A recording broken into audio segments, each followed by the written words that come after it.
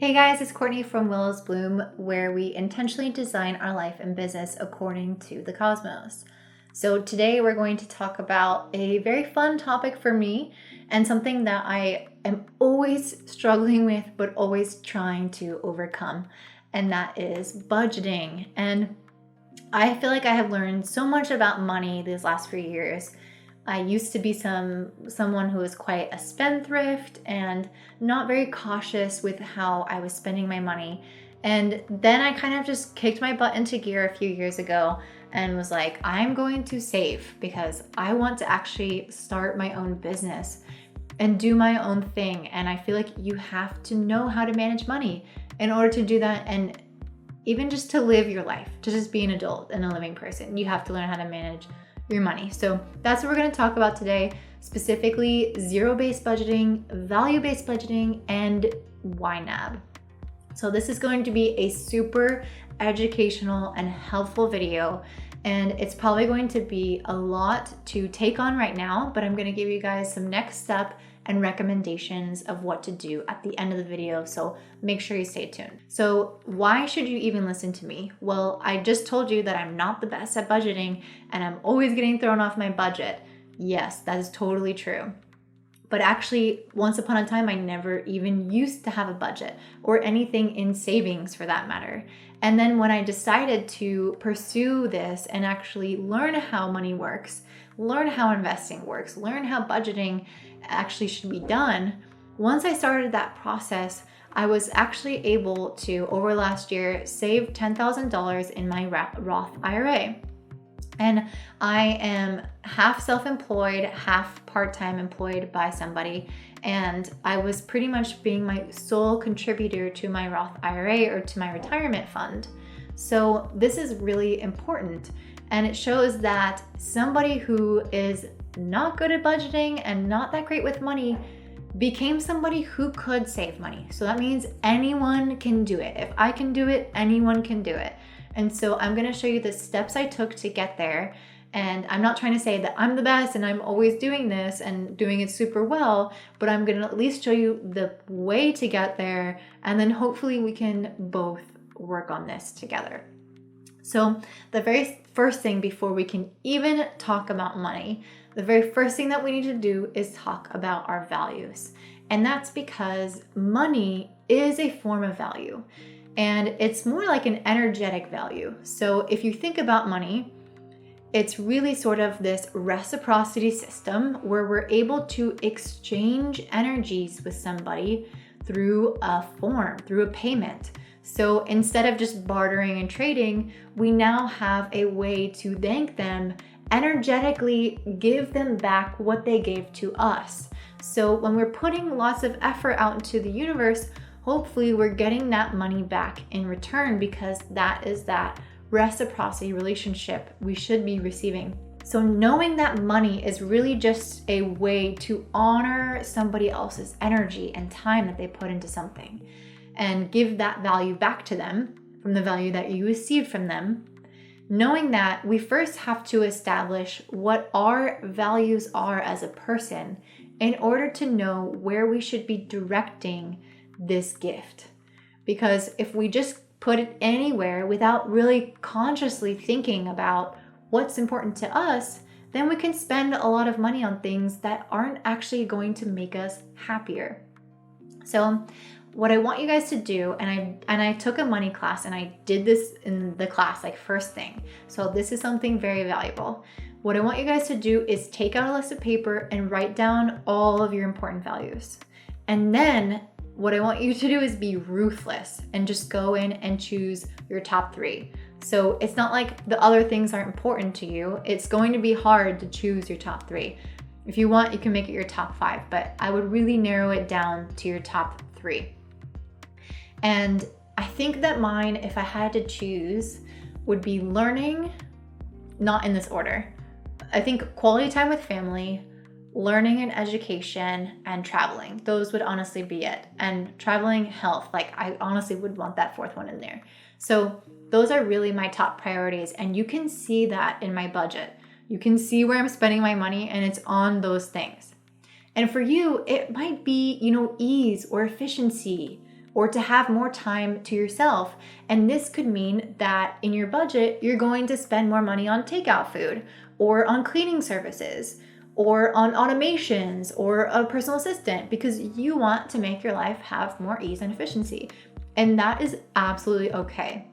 But what we need to know is that that is your value and one of your top values. Because if you're spending so much on that you don't actually have money left over to spend on your true top values, then that would really be a shame.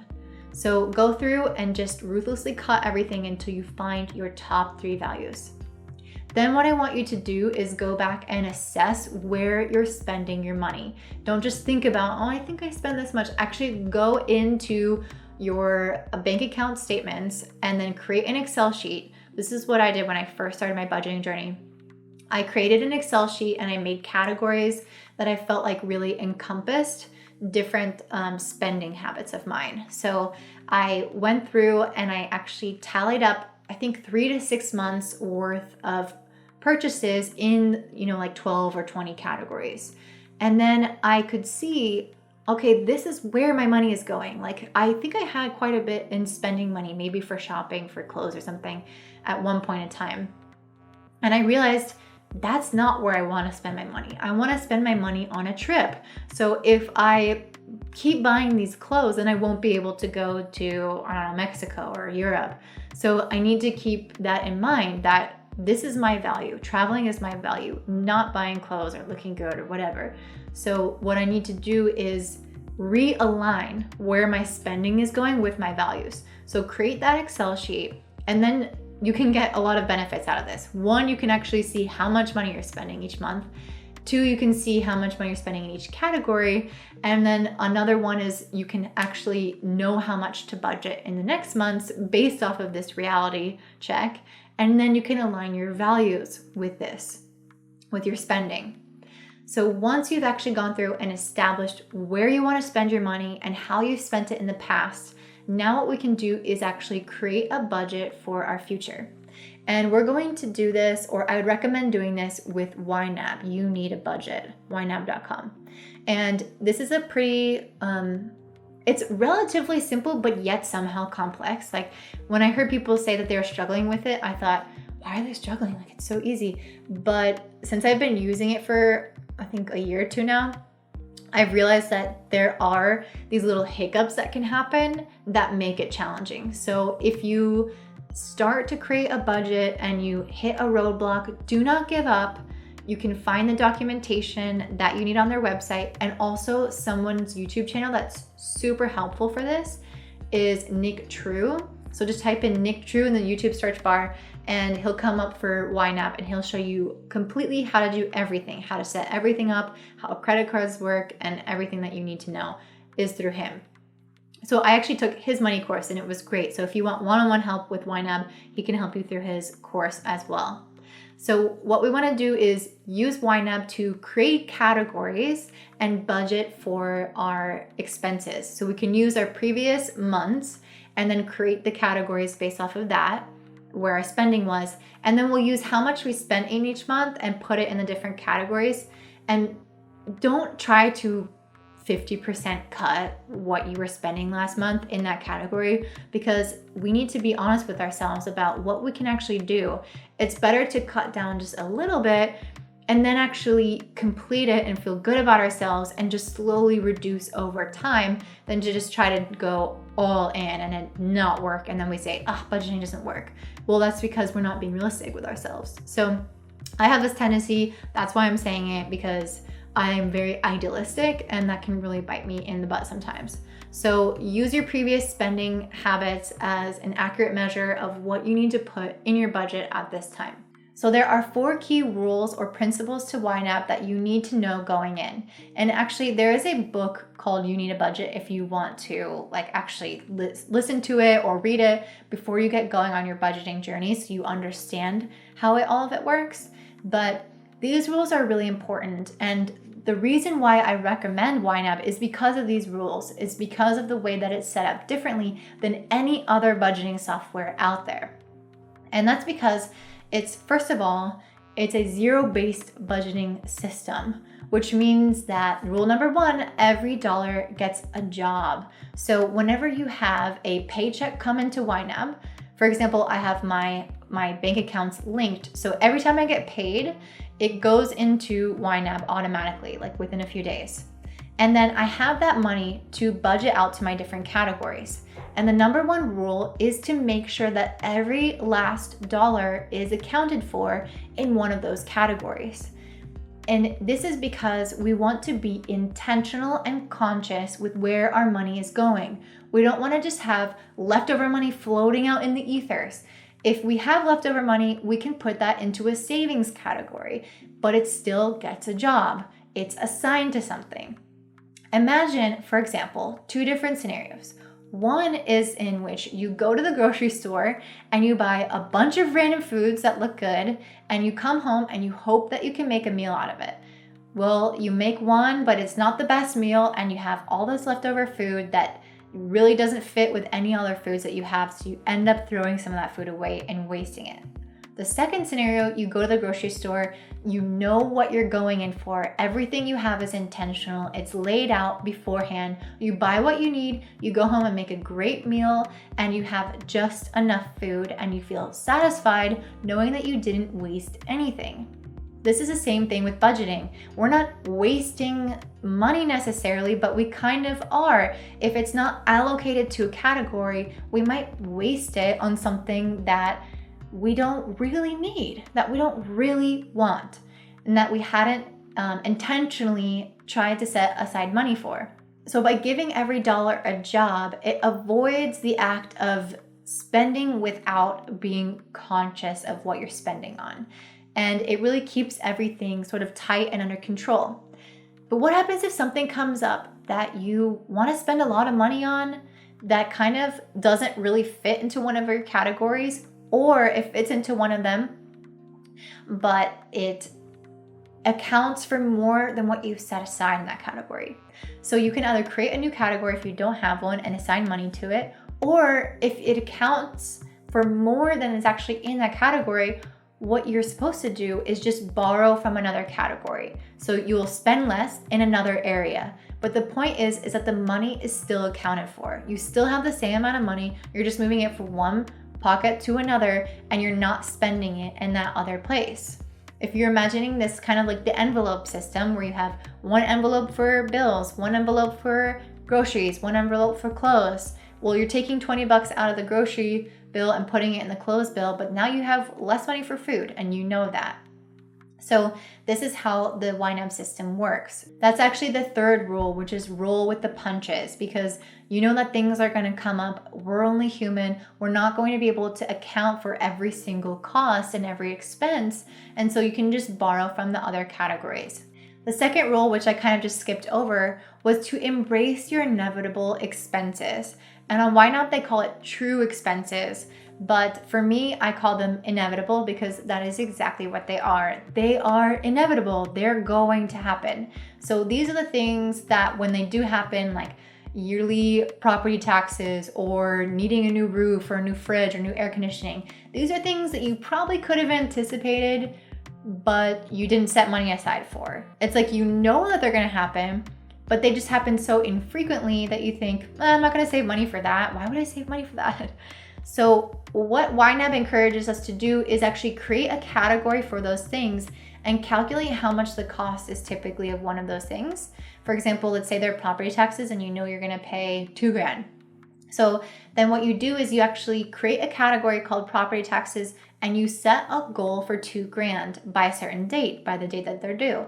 And then YNAB will automatically calculate how much you need to put in each month in order to reach that by that exact date. So maybe you'll set aside $100 a month or $200 a month so that eventually you'll have those $2,000 when it's time for them.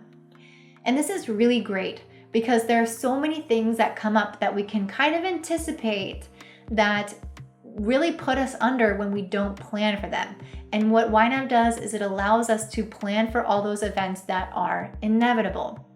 And recently, my dog Luna, who's right here, she's she broke her little kneecap, and poor thing, she tore her meniscus, to be more specific. And she had to get a surgery that was like 2 or 3 grand. So I didn't have the money for that set aside. I had a category called Luna Vet Bills, and I had no money put in it each month. That's my own fault. So when the time came around, I didn't have money for that, and I had to ask my family because I didn't want to wipe out my personal savings. So that was so frustrating because I don't want to be asking for money from anyone else. I want to be able to have that money waiting for me and for that event that I could definitely anticipate would happen. I mean, not that she would hurt her leg, but that she would have a vet bill eventually. So what I'm trying to say is it feels really amazing when you get to the moment and you have that money there waiting for you. So that is what this kind of system allows you to do. And then the fourth rule, which is incredible about YNAB, is that it helps you age your money. And so what that means is that you're going to be using today's money and actually budgeting it to future expenses. So YNAB has an incredible ability to allow you to flip to other months and allocate your current money that's in your account right now into future months. So let's say I get a paycheck of $3,000. Well, then I only have expenses of $1,000 this month. So I can actually budget out 2 more months into the future if I don't have any kind of savings goals or anything else that I'm looking for. So this is super helpful because it allows you to know how old your money is and to know that you're going to be safe well into the future. This is so essential for business owners. Because as a business owner, you don't have that consistent income every single month. So what you do is make sure that your expenses are lower than what you're getting, and you just allocate money into the future. So if you make 10 grand one month and then 1 grand another month, you still have that 10 grand money allocated for many months into the future so that you actually can have a 1 grand month and not feel the impact at all. So YNAB is super, super helpful for people budgeting with a business or with irregular income, like a freelancer, anyone like that. So I would love for you guys to comment down below, do you keep a budget? And if so, what kind of software or system do you use? Do you use an Excel sheet? Do you use Mint? Do you use YNAB? Because that would be incredible. I would absolutely love to hear it, and I would love to hear why you like that system. Because for me, what I love about YNAB is that it gives every dollar a job, and most importantly, it doesn't allow you to budget money that you don't have. So you're not just budgeting what you think you're gonna have, you budget what you actually have in your bank, and it keeps everything focused on reality. So if you like this video, then you'll probably also like my profit from the heart video, or set a profit goal from the heart, something like that. I'm gonna link it up in the cards and down below in the description. So please go ahead and check that out. Don't forget to like, comment, and subscribe. But most importantly, please hit that notification bell because that's how you'll get my videos pushed to you each week. Thank you so much, guys, and I'll see you next week. Bye.